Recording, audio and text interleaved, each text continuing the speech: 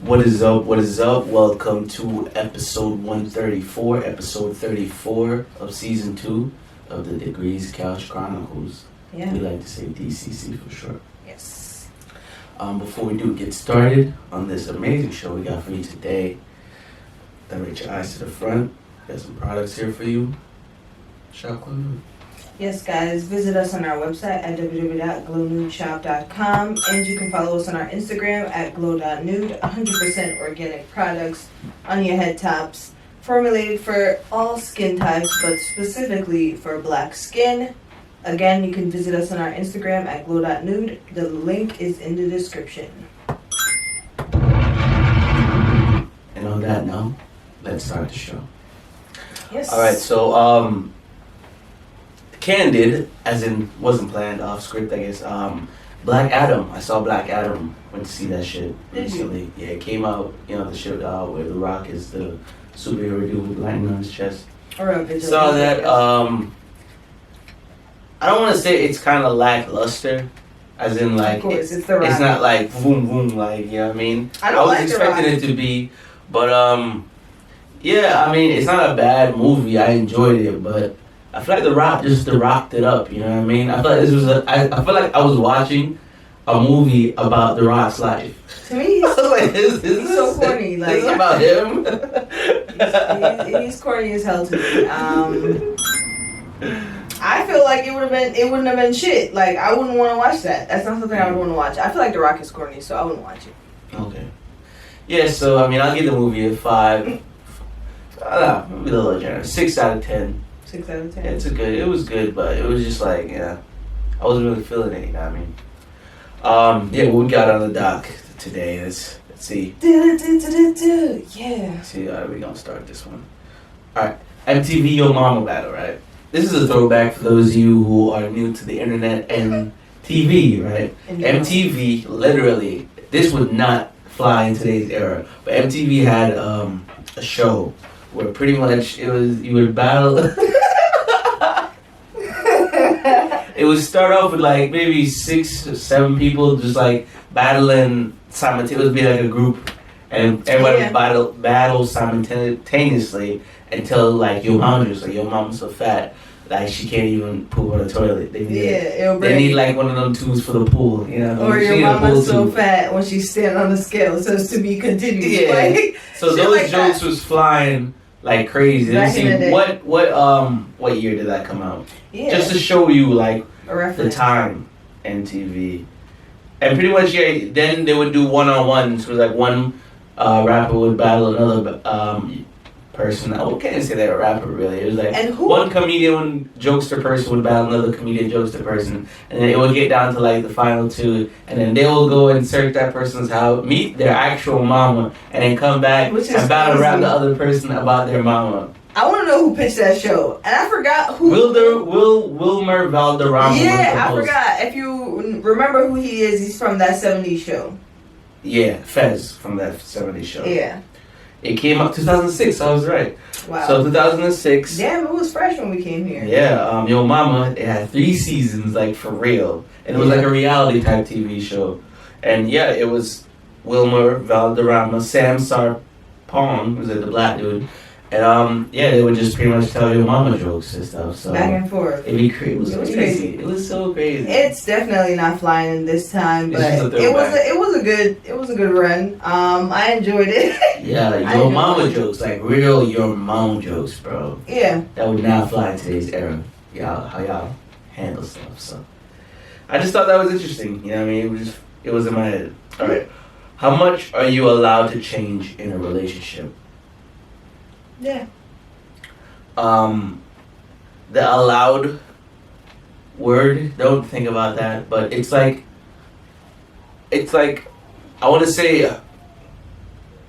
not allowed to change, but it's like when you're growing as a person, and let's say certain aspects of you change as you're growing, that I guess might affect the way your partner views you or views the relationship, I guess. Yeah. I don't want to say how much are you allowed to change, but I say that because how much are you allowed to change in the relationship until the relationship is over? Because for Change can be bad. for a relationship to be successful, to certain people, for a relationship to be successful, the person has to grow with you or has to be able to like compromise the you that is continuously changing. So I'm saying, how much are you allowed to change until the person realizes, like, yo, I don't like this version of you? I feel like you almost don't even have the control of that. Yeah. It's like you're just changing because you're just evolving as a person. Your life is changing. You're changing as a person. So if you're the betterment of yourself, if you're changing and it's for the better for you, Mm-hmm. I feel like that should be what it is. So if this means that your partner no longer likes the better you, then guess what? You got to get a better partner. You know what I mean? You got to change that up. So I don't want to say like you're not allowed to change. Then you got to stay the same way so the relationship stays the same way. It's like if you're changing for the betterment of yourself, and then that's affecting the relationship negatively, then obviously this got to end or something. You know what I mean? Yeah, that's something's got to give. So that's what I subscribe to, at least. So. Yeah, I agree. I feel like that's the beauty of relationship. I actually feel like it's easier to be single. Why easier? What do you mean? Because it's easier to be alone. Yeah, obviously that. You don't have to really do nothing. Yeah, you don't feel obliged to like maybe send a text message or something, or be anywhere, you know what I mean? So yeah, of course it's easier to be single, but in that aspect, I guess we're not really trying to have an easy life. I mean, not like relationships are so hard, but yeah, but it is easier to be alone. To it is provide for yourself, eat for yourself, buy one meal instead of 2 or 6. So yeah, 6 for how many? Well, you and your wife, right, or husband, and then 4 kids. 2 girls, 2 boys. I thought it was like continuous meals throughout the day. No. I mean 6, like. I guess that's how it sounded, right? Yeah.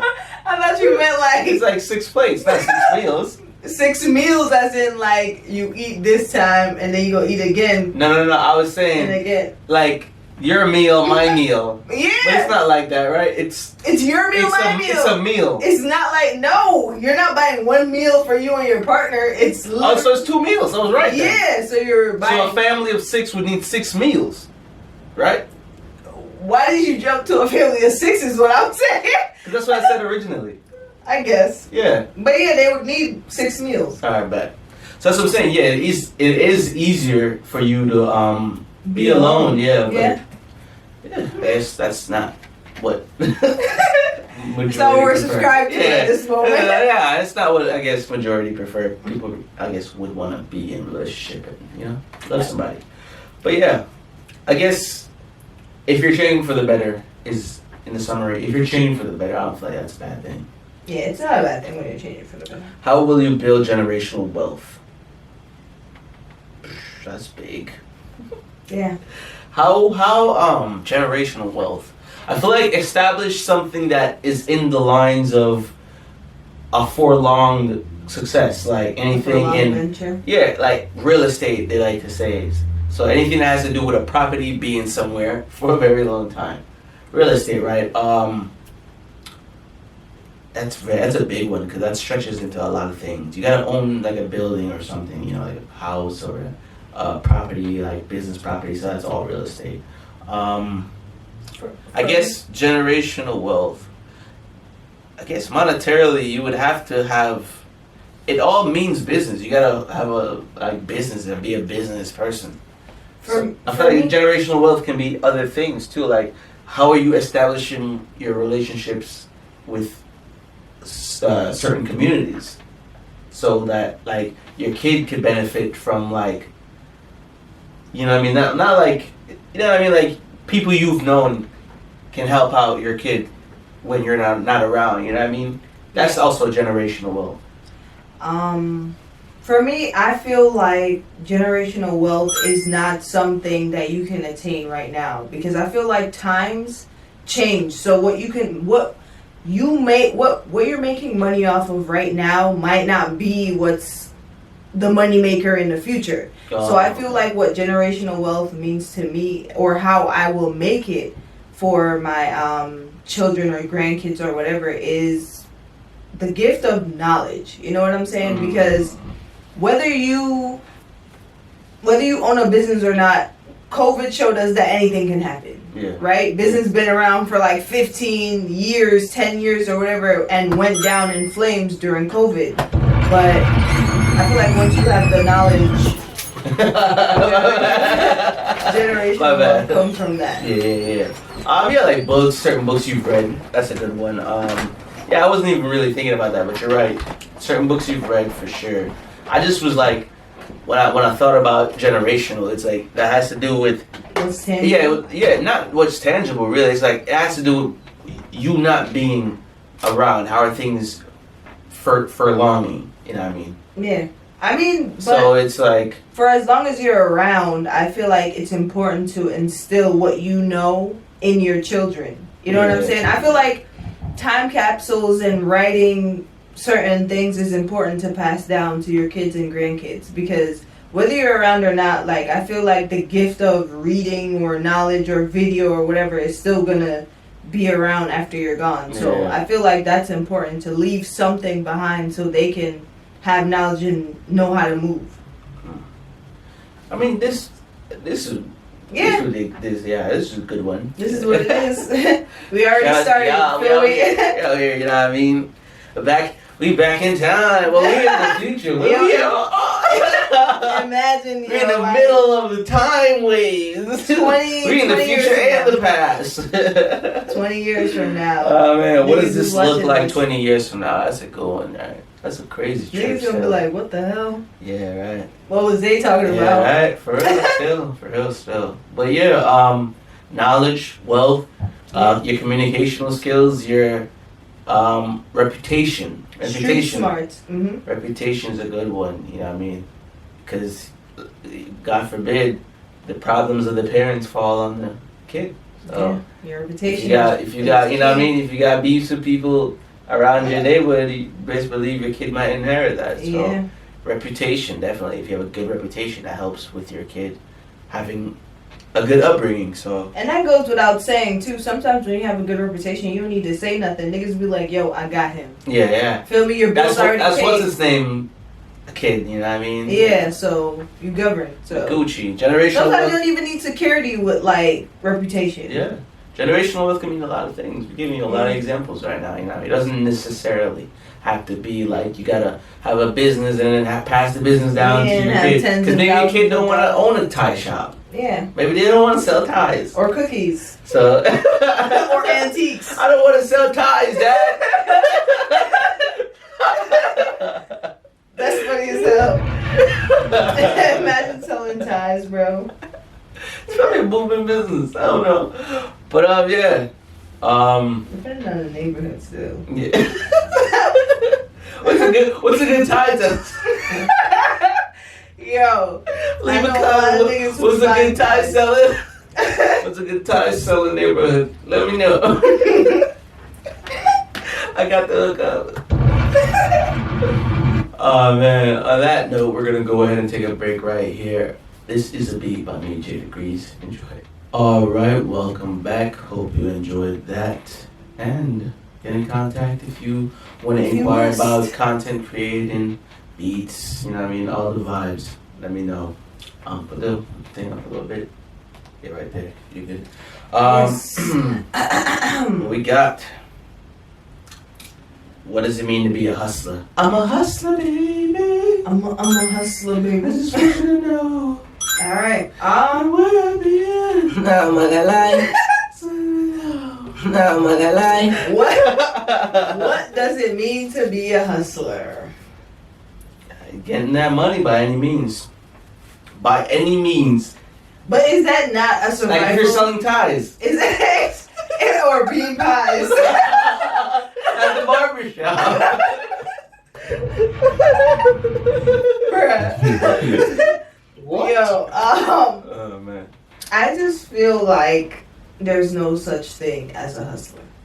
What? Or it's the wrong labeling. I feel like What? you're surviving and they put a nice label on it. It's survival. Think about the people who they call hustlers. Surviving. You're doing shit just to survive.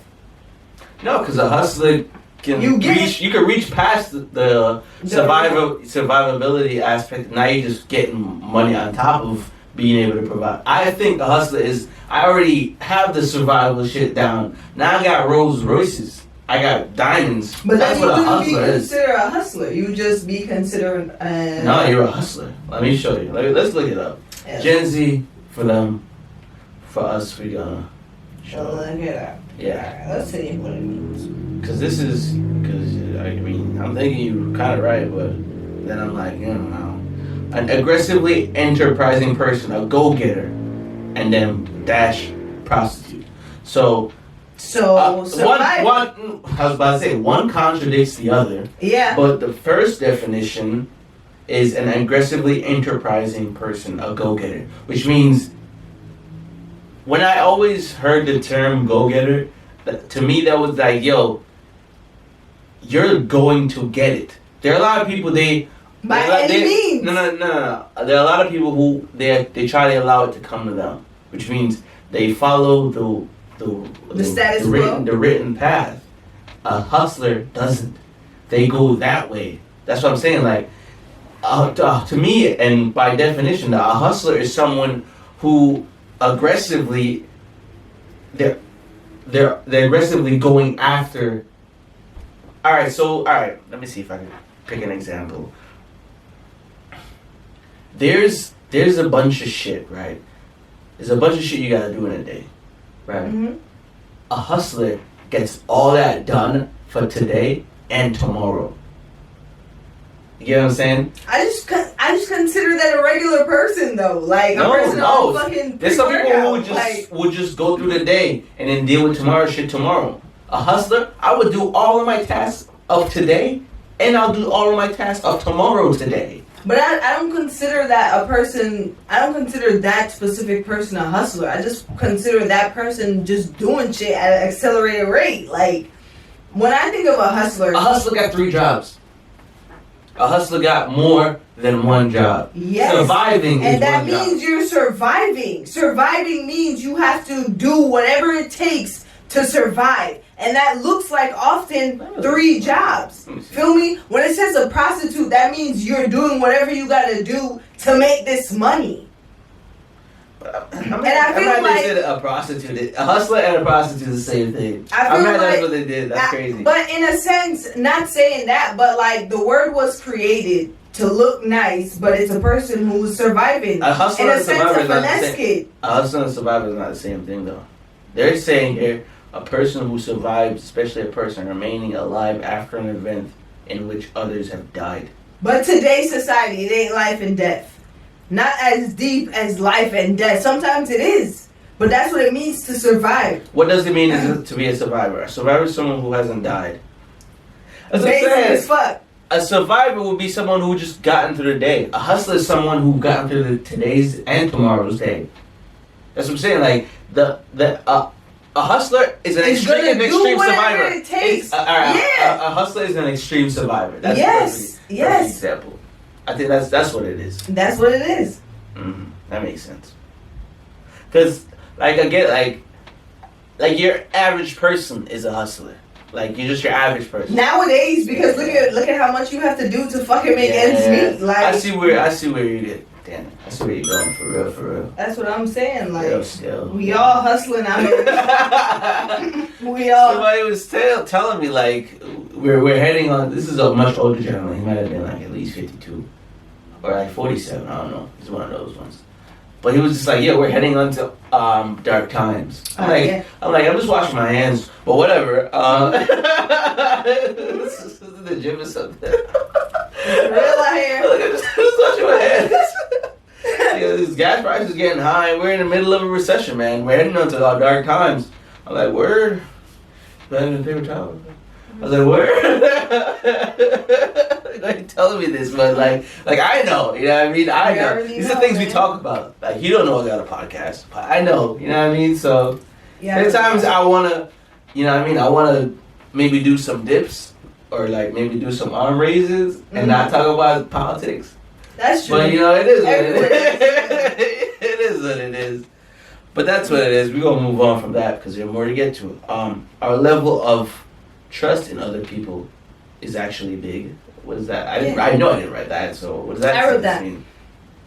Think about how many people. Are you like bus drivers? No. But think about how many train station drivers. Think about how many people say, it's a lot of trust, bro. I don't trust people, or it's hard for me to trust people. But think about the food that you Uber order, drivers, the person that's delivering it to you. You trust hard. That's right. cooking your food. You trust. You trust hard, especially fast waiters. food. Fast food, you trust him. You trust him hard body, bro. So it's like. Skill. We can't say that it's hard for us to trust when we put a lot of trust in bartenders, bro. I put a money in your drink. Exactly, like yo. You wouldn't even know. Allegedly, because y'all niggas be tripping. These bartenders could do anything to your drink, bro. Not only the cooks. These open kitchen concepts allow you to see everything. There's a lot of trust in people. There's a lot of trust, man. Uber drivers. Yeah, Uber drivers, taxi drivers, train. Yeah. Your coworkers. Coworkers, bro. Look at those videos that you watched before you started the job, and somebody comes here with a gun. I'm out of here, bro. I'm not saving Cassandra. You crazy. It's a lot of meetings. It's a lot of people we actually trust that we don't realize. So, bro. You gotta think about your everyday life. It's actually pretty sick. It's pretty sick, bro. Other drivers on the road we trust. Yeah. How I know you're gonna make that left? I've seen you not make that left, indicate left. Yep. Like, yeah, you said you was gonna go left. You didn't went straight. Niggas swerving in the lane that you went from all the way on the left side. So it's a lot of trust. You're right. It's a lot of trust. On that note, favorite time of time.